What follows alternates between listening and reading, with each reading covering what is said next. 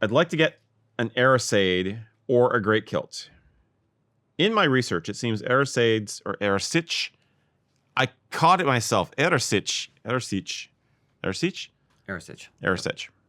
My ear is itchy. Airasaidh. I gotta remember. Okay.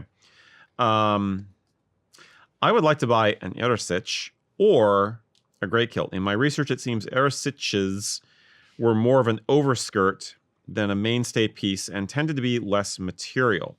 I don't know if the less material relates to how one wore the Earasaidh or to the point that women are just more petite. Could a standard length Earasaidh be worn in the same manner as a man's great kilt and have the same look and practical benefits? Or is it not enough fabric?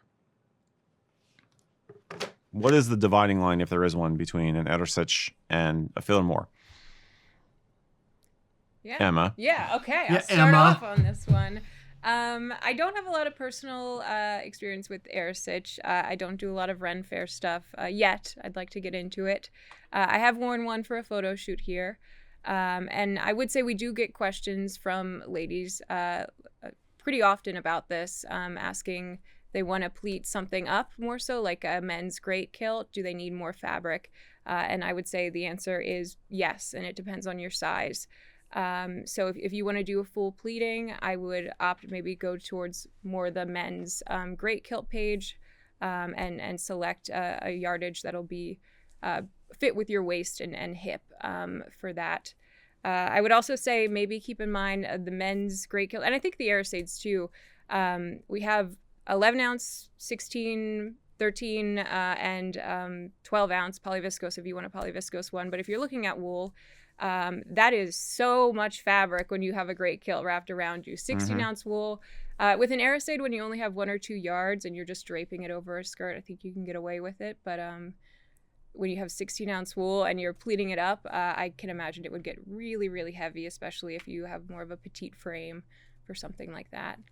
Now, the Earasaidh, it's just for everyone out there, Earasaid, Earasaid, in Gaelic is Earasaidh. We were corrected on that recently, and we are trying our very, very best to say it properly. Always appreciate that. Indeed. It's just like a man's great kilt. Or the Philomore. It's just a length of cloth. There's no sewing involved in the Earasaidh or the Philomore. So really what it boils down to is, I would almost say get the maximum length of fabric you think you could need and then make it work.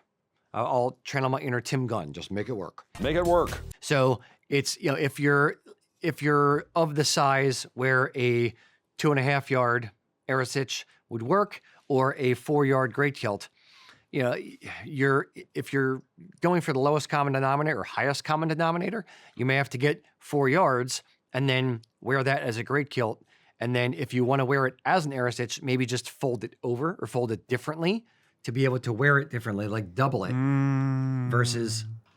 I think having the more fabric will make it more difficult to get it to behave like a traditional Earasaidh over a full skirt and bodice. So I agree. I would go for, if you think you want to do both or something, or if you want to do wear it as a great kilt so you can do all the different styles of doing it, then yeah, go for the greater yardage. You can always trim off excess yardage and turn it into something else. You can always make a pouch or a bag or a sash or something else, or a poncho, I don't know, out of some extra yardage if you have it. You can't do that. You can't add on as easily. So that makes sense. I think my question is, I know there are a few gals out there who are wearing tartan as the at the waist skirted great kilt style. What's her name? Jackie from Albanach? Yeah, but I'm thinking of somebody who wears them out in the world, not for a performance or at a Ren fair. But so I don't know how many people you've encountered, Emma, who want to wear one that way, wearing it as a skirt, as opposed to wearing it and having it up over their shoulder or layered to go over their head. Mm-hmm. You know what I mean? Like our people, our guys who we know who are wearing them basically with just the tail.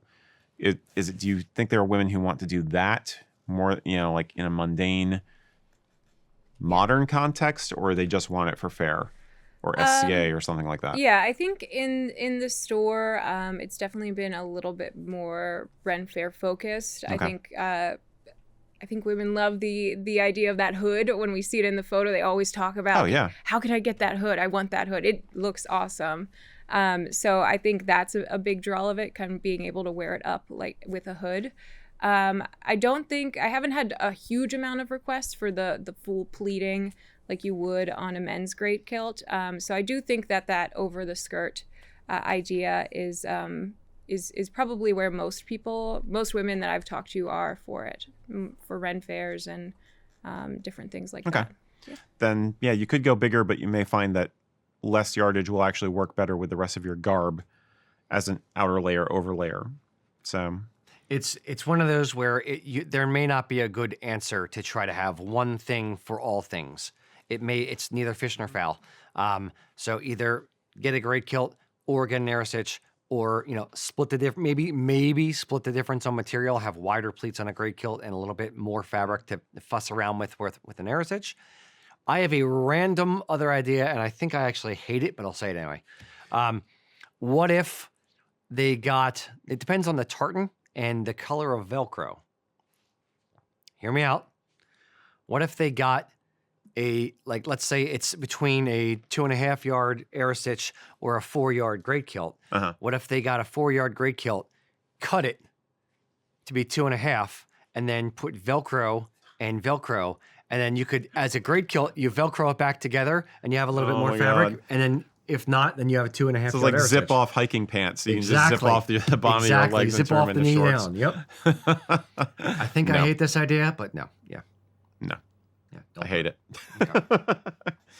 Thanks. I hate it.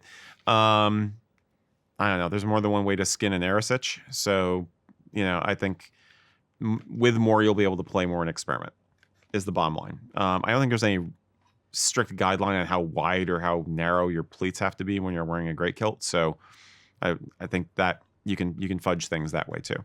And remember, So, yeah. Snitches get stitches. Oh, good Lord. I had one more thought about the Yes. airasaid. The men's great kilt you're wearing as a kilt, so in replacement of pants or a layer underneath, where a lady's airasaid you're typically wearing over a skirt. Yeah. So when we talk about splitting the difference, if you want it to wrap around yourself and you don't want to have anything underneath, you might end up wanting to opt for more fabric so you can get it fully Absolutely. around you. Because those measurements that you see, like the 2 yard, 1 yard, is really more equipped for something that's just Totally. going over a Yeah. skirt. It's basically, it's one part overskirt, one part shawl. If you think about it, it's just a shawl and an overskirt connected because it's just one piece of cloth. But yeah, you gotta have enough to go around and around. So yeah, Cool. Hope that good helps. luck. Would you wear an airasaid, and where would you wear it to? Let me know in the comments below. If you're looking to get one, check it out on usakilts.com.